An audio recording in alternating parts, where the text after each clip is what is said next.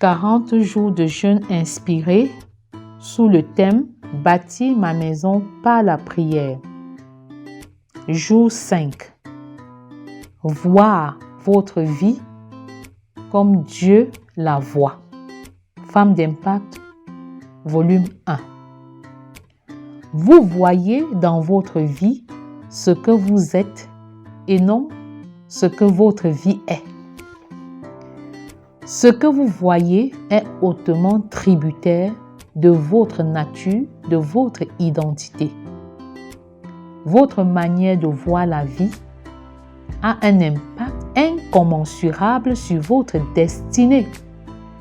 Si vous voyez votre vie comme un moyen pour acquérir le maximum de biens matériels, vous investirez sans doute dans le but d'amasser. Si par contre, vous voyez la vie chrétienne en général et votre vie en particulier comme un ensemble de responsabilités et de tests, vous êtes mieux disposé à affronter la vie avec brio. La première responsabilité que Dieu a confiée à l'homme était celle de gérer ses biens.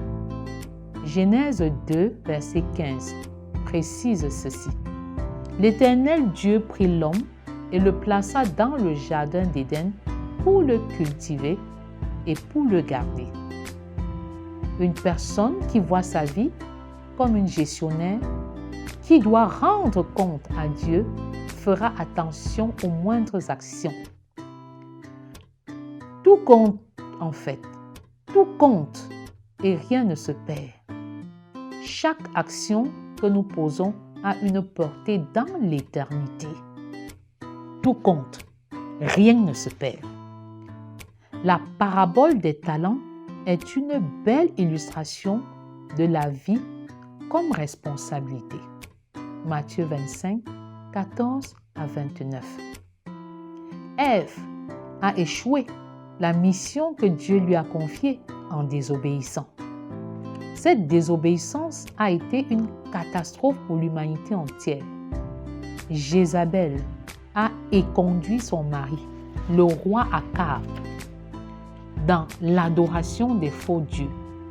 Michal, la femme de David, a manqué de respect à son mari, le roi David. La reine Vasti n'a pas su honorer son mari, le roi Ahasuérus. La femme de Job n'a pas pleinement assumé sa responsabilité car elle ne s'est pas soumise à son mari pendant les moments difficiles. Étant donné qu'elles ont raté la mission de Dieu dans leur foyer, elles ne peuvent pas être félicitées par Dieu. Elles ne peuvent pas bénéficier d'une promotion venant de lui. Et enfin, elles ne pourront pas prendre part à la grande fête du Seigneur. Par contre, plusieurs femmes dans la Bible ont réussi l'exploit d'assumer pleinement leurs responsabilités. Sarah est un exemple patent de soumission. Anne, la mère de Samuel, nous démontre le bien fondé de la communion parfaite avec le Seigneur. Anne, la prophétesse, est l'échantillon des bénéfices de la demeure dans la présence de Dieu. La femme samaritaine est passée de la prostituée à la prédicatrice. Dorcas avait un cœur pour les autres au point où il fallait qu'on la ressuscite pour que l'Église continue de bénéficier de ses loyaux services. Marie, la mère de Jésus, est une servante intègre qui nous enseigne les atouts de la virginité et de l'abstinence sexuelle et de la chasteté avant le mariage. Elle a eu la grâce de porter le Fils de Dieu dans son sein.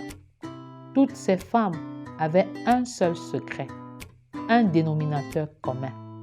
Elles avaient Dieu pour appui. Elles étaient toutes motivées par l'amour. Elles aimaient Dieu de tout leur cœur. Est-ce ton partage? Principe numéro 5. Voici ce que dit ce principe. Si ton mari a un problème, tu as la solution. Et si ton mari est un problème, tu es la solution. Au nom de l'amour inconditionnel, de la complémentarité et de ce que vous êtes une équipe interdépendante. Et cela est valable pour les hommes. Si ta femme a un problème, tu as la solution. Si ta femme est un problème, tu es la solution. Au nom de l'amour inconditionnel, de la complémentarité et de ce que vous êtes une équipe interdépendante. Prions à présent. Jour 5. Prions pour la femme. Père, je voudrais être et demeurer la femme que tu veux que je sois. Je ne veux pas m'écarter de ce que tu as prévu pour moi. Je veux demeurer dans le plan parfait que tu as prévu pour moi. Je ne veux pas m'éloigner ni à gauche, ni à droite, ni devant, ni derrière. Et je n'avance pas tant que tu ne marches pas devant moi, Père.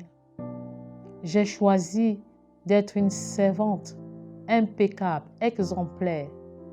J'ai résolu de renoncer à ma propre vie pour vivre tel que toi tu veux, tel que toi tu le demandes. J'ai choisi d'être une mise à part dans une génération corrompue et pervertie. J'ai choisi de me parer de bonnes œuvres que tu as préparées longtemps d'avance depuis la fondation du monde. Telle est ma décision. Tel est mon engagement. Je peux encore me sentir faible à réaliser un tel exploit, mais je compte sur ta puissance, je compte sur la puissance de ta grâce.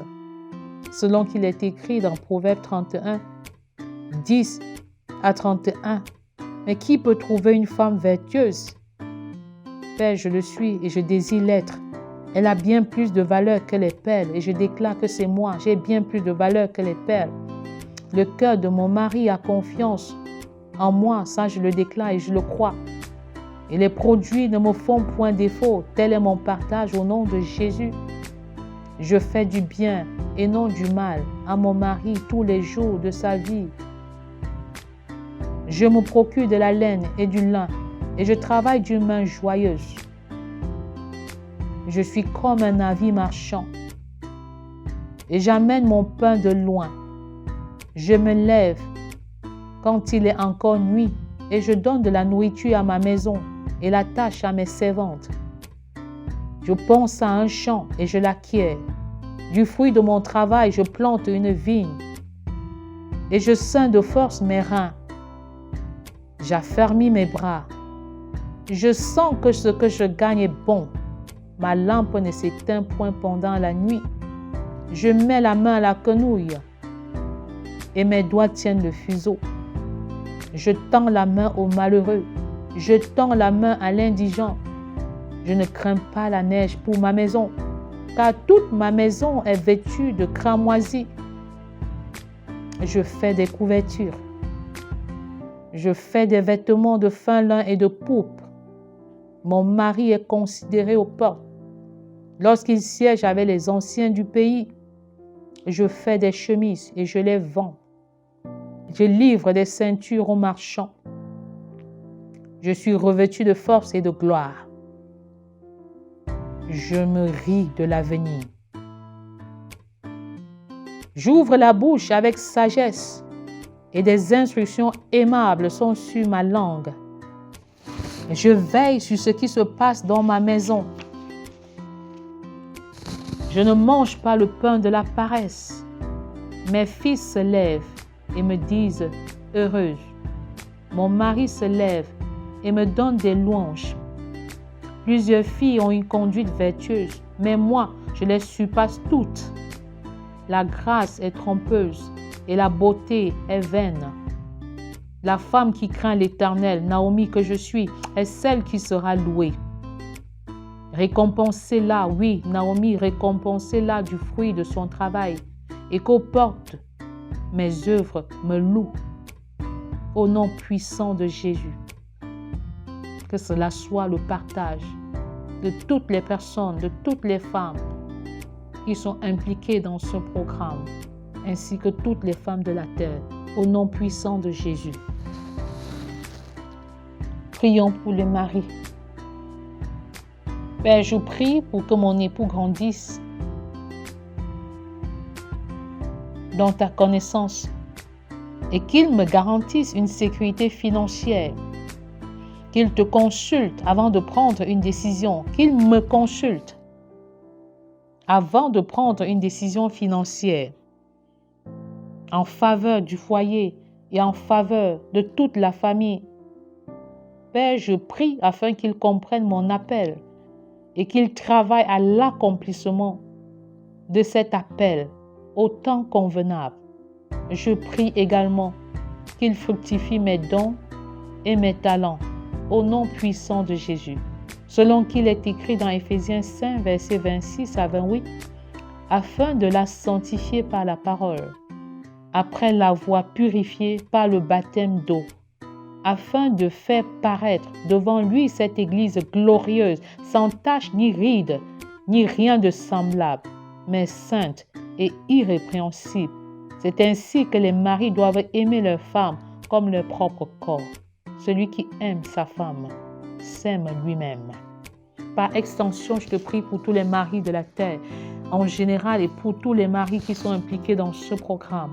Je supplie afin que les hommes travaillent à garantir une sécurité financière à leur épouse. Je prie afin que les hommes consultent leurs épouses avant de prendre une décision finale pour le bien-être du foyer et de toute la famille. Je prie afin que les maris identifient l'appel de Dieu sur la vie de leur femme et travaillent à l'accomplissement, à la réalisation parfaite de cet appel. Et je supplie afin que le Seigneur suscite des maris qui vont œuvrer pour que les dons et les talents de leurs femmes soient fructifiés.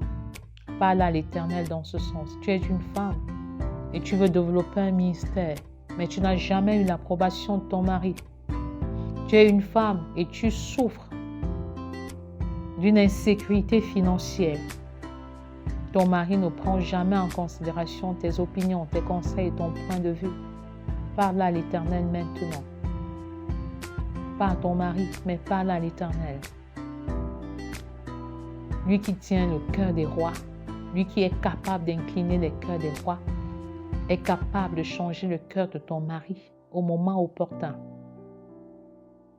Dis à l'Éternel ce que tu veux voir. Demande-lui ce que tu veux voir dans la vie de ton époux en ce moment. La Bible dit dans Matthieu que lorsque deux personnes s'accordent pour demander une chose, le Seigneur leur donne la chose demandée. Alors nous sommes plus de deux. Avec Deutéronome, une personne chasse 1000, mais deux en chassent 10 000. Fais ta demande à l'Éternel. Formule ta demande à l'Éternel. Peut-être tu as envie de me dire, mais j'ai déjà demandé. Mais ne te fatigue pas. Persévère. Demande avec foi, avec assurance. Que le Seigneur t'écoute et qu'il t'exauce au-delà de tes attentes. Au nom de Jésus. Prions pour le couple. Père, je prie en ce moment et je te présente mon couple, je te présente mon foyer. Ce foyer que tu as bâti, que tu as équipé et que tu utilises puissamment pour la restauration des familles. Je te prie afin que mon couple réalise parfaitement ce que tu as prévu pour chacun de nous, séparément, mais pour chacun de nous, unis. Parce qu'il est écrit dans Genèse 1, verset 28, Dieu les bénit et Dieu leur dit, soyez féconds, multipliez, remplissez la terre et l'assujettissez. Et dominez sur les poissons de la mer, sur les oiseaux du ciel et sur tout animal qui se meut sur la terre. Père, je proclame maintenant que nous sommes biologiquement féconds, que nous sommes spirituellement féconds, Et tel est le partage de nos enfants biologiques, de nos enfants spirituels. Tel est le partage de tous ceux qui suivent ce programme et pour tous ceux qui, dans le monde entier, voudraient bien se soumettre à cette réalité. Que la puissance de l'Éternel les accompagne, que la grâce de l'Éternel les accompagne. Père, nous voulons davantage être féconds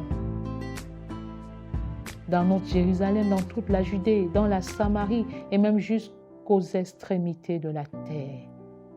Cette fécondité qui n'est possible que dans la dépendance totale à la direction du Saint-Esprit, nous voulons la vivre, nous voulons l'expérimenter en comptant sur toi au nom puissant de Jésus. Prions pour les enfants à présent. Père, je te supplie afin que tu nous accordes la grâce. Je te supplie afin que tu m'accordes la grâce d'identifier l'appel et les missions de chacun de mes enfants. Tu les connais mieux que moi. Tu les connais mieux que quiconque. Accorde-nous la grâce.